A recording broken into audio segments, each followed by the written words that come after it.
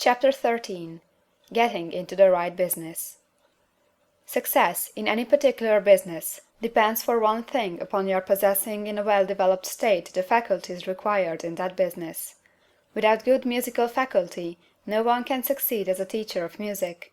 Without well-developed mechanical faculties, no one can achieve great success in any of the mechanical trades. Without tact and the commercial faculties, no one can succeed in mercantile pursuits. But to possess in a well-developed state the faculties required in your particular vocation does not insure getting rich. There are musicians who have remarkable talent, and who yet remain poor. There are blacksmiths, carpenters, and so on who have excellent mechanical ability, but who do not get rich, and there are merchants with good faculties for dealing with men who nevertheless fail. The different faculties are tools. It is essential to have good tools, but it is also essential that the tools should be used in the right way. One man can take a sharp saw, a square, a good plane, and so on, and build a handsome article of furniture. Another man can take the same tools and set to work to duplicate the article, but his production will be a botch. He does not know how to use good tools in a successful way. The various faculties of your mind are the tools with which you must do the work which is to make you rich. It will be easier for you to succeed if you get into a business for which you are well equipped with mental tools. Generally speaking, you will do best in that business which will use your strongest faculties, the one for which you are naturally best fitted. But there are limitations to this statement also. No man should regard his vocation as being irrevocably fixed by the tendencies with which he was born. You can get rich in any business, for if you have not the right talent, you can develop that talent. It merely means that you will have to make your tools as you go along, instead of confining yourself to the use of those with which you were born. It will be easier for you to succeed in a vocation for which you already have the talents in a well-developed state, but you can succeed in any vocation, for you can develop any rudimentary talent, and there is no talent of which you have not at least the rudiment. You will get rich most easily in point of effort if you do that for which you are best fitted, but you will get rich most satisfactory if you do that which you want to do. Doing what you want to do is life, and there is no real satisfaction in living if we are compelled to be forever doing something which we do not like to do, and can never do what we want to do. And it is certain that you can do what you want to do. The desire to do it is proof that you have within you the power which can do it. Desire is a manifestation of power. The desire to play music is the power which can play music seeking expression and development. The desire to invent mechanical devices is the mechanical talent seeking expression and development. Where there is no power, either developed or undeveloped, to do a thing, there is never any desire to do that thing, and where there is strong desire to do a thing, it is certain proof that the power to do it is strong, and only requires to be developed and applied in the right way.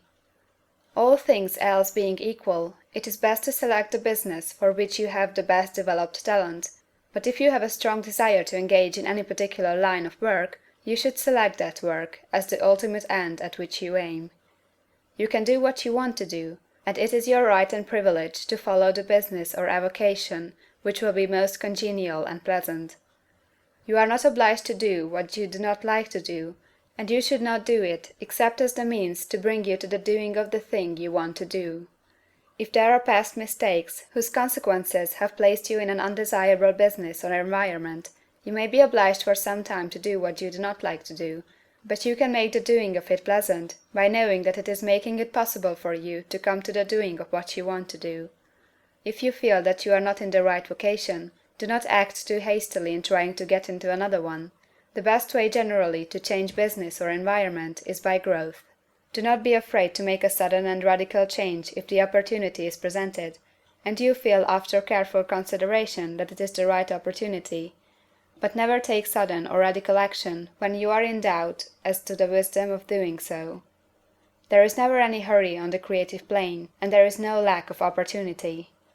When you get out of the competitive mind, you will understand that you never need to act hastily. No one else is going to beat you to the thing you want to do. There is enough for all. If one space is taken, another and a better one will be opened for you a little farther on. There is plenty of time. When you are in doubt, wait. Fall back on the contemplation of your vision, and increase your faith and purpose, and by all means, in times of doubt and indecision, cultivate gratitude.